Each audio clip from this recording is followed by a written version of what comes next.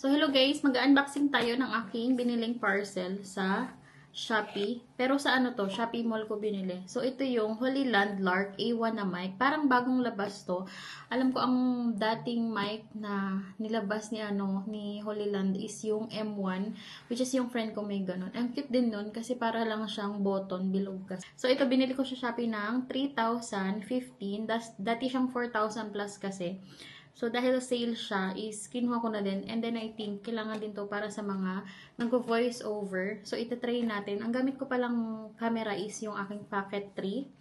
DJI Pocket 3. So, pag open natin, ayan, nalaglag. So, pag open natin, meron sila nito. Actually, nabuksan ko na to kanina. So, ngayon, bubuksan lang ulit natin. And then, ito yung mic. Para siyang earpods, no? Earpods. And then, ito yung may pouch na maliit.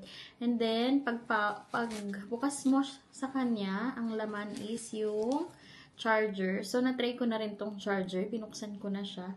And, maganda naman siya gumagana. And then, itong ano ba tawag dito? Windshield. Para hindi rinig yung wind. So, ayan. Dalawa, kasi dalawa yung aking binili. Anyway, color white yung aking in order pala, as you can see naman. So, i-open natin. Pag open natin sa kanya, so, ang box niya is ganito.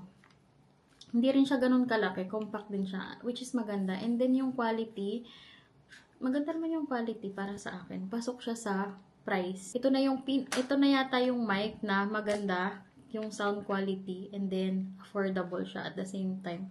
So, ayan. Pagbukas natin ganyan, hindi ko pa natanggal yung sticker dito. And then, ito yung Type-C. Ito namang kabila ay yung lightning. So, bali dalawa sila. And then, ayan. Yung ano niya guys, yung magnet is sobrang dikit talaga. As in, maganda siya. Ayan, hindi ko maalis. So, ayan. O, diba? Tapos, ito yung kanyang windproof or windshield. Ano man tawag dito? Hindi ko alam. So, ayan.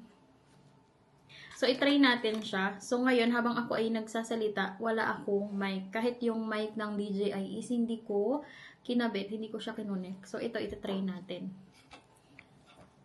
Hindi ko makita. So, ayan guys, nakakonect na yung ating mic dito sa ating DJI Pocket 3. So, nilagay ko rin tong cover. And then, hindi ko muna siya ididikit sa aking damit. So, dahil blue guys, ang ilaw, makikita nyo, blue, diba?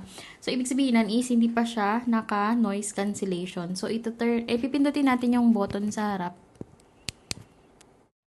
So, kulay green na siya. Ibig sabihin, naka-on na yung ating noise cancellation. But anyway, walang masyadong